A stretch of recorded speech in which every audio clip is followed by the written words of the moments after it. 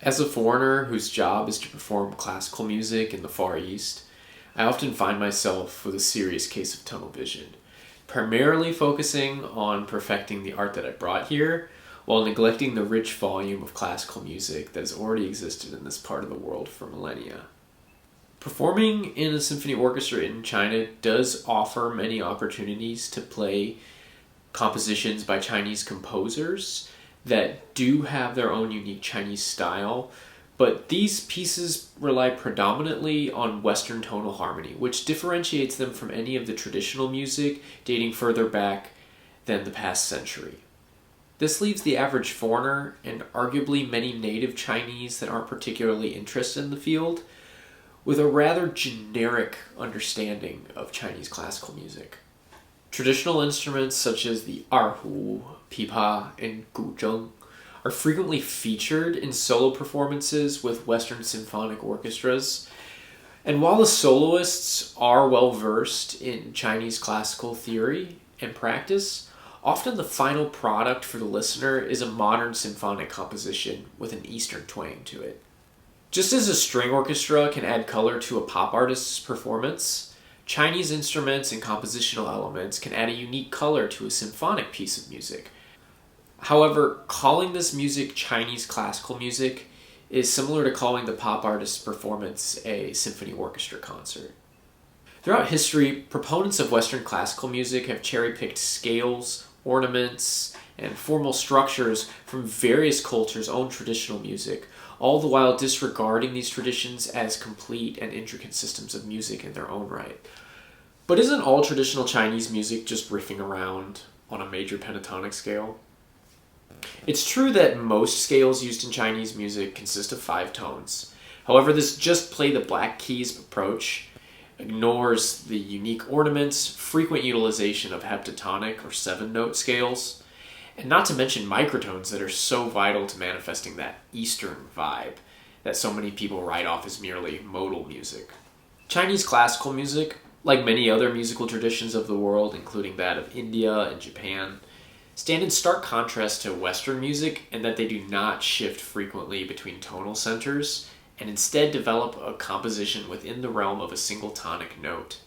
This is done not out of a lack of knowledge or ability to assimilate multiple tonalities, but is more a preference for a particular means of artistic realization that doesn't require such modulations or key changes. This aesthetic preference is not unfounded and is in fact derived from the most universal elements of all pitched music, the overtone series. Something that is often treated as simply a phenomenon to be manipulated in Western music is more appropriately interpreted as the fundamental source of melodic content in Chinese classical music. The pentatonic scale, so characteristic of Chinese music, is in fact the product of the overtone series realized in stepwise sequence. To create this scale, 2 simple ratios can be applied to the fundamental and all of its further augmentations. The first harmonic in the overtone series is created by a 2-to-1 ratio, in which a 1-to-1 ratio would be the fundamental, or the open string in the case of a string instrument. The second ratio divides a string into 3 equal sections, creating a tone 1 perfect fifth above the first octave harmonic. This ratio can be written as 3/2, so that a fundamental whose frequency sounds at 440 Hz, its second harmonic, the perfect fifth, would be a sounding E.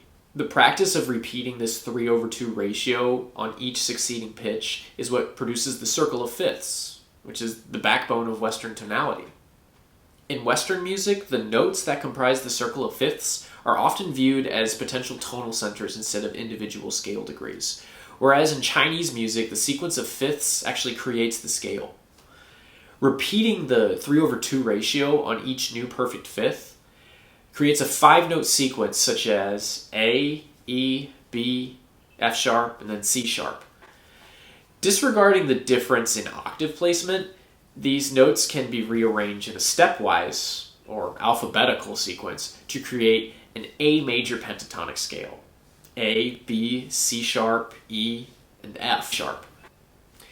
Using the first ratio of 2/1, the scale can span a complete octave, from an open A string on a violin to its midpoint harmonic an octave higher.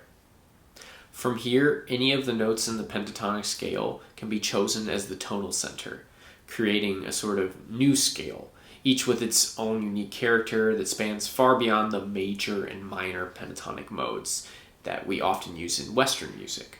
This emphasis on different tonal centers to create various modes can be extrapolated to any of the 12 tones that are recognized in Chinese classical music. What results is a wide selection of keys and modes, similar to the diatonic scale and its various chromatic manifestations found in Western music. It becomes apparent after comparing the variety attainable through both music systems' interpretation of the overtone series that one is not superior to the other, and that any aspect found in one system that's lacking in the other is merely an aesthetic choice and is not a sign of negligence. It is because of the obvious complexity of both Western and Chinese classical music that I would argue one should not be favored over the other as artistically superior. The cultural exchange that yields new musical styles, such as Chinese symphonic compositions, is something to be encouraged and celebrated, but also differentiated from the traditional music, which is developed independently for millennia. I hope you enjoyed this video and at least found it a little bit informative and are now interested in learning a little bit more about Chinese classical music, because I'll be posting more videos in the future going further in depth into some of the concepts that were brought up today. Thanks for watching.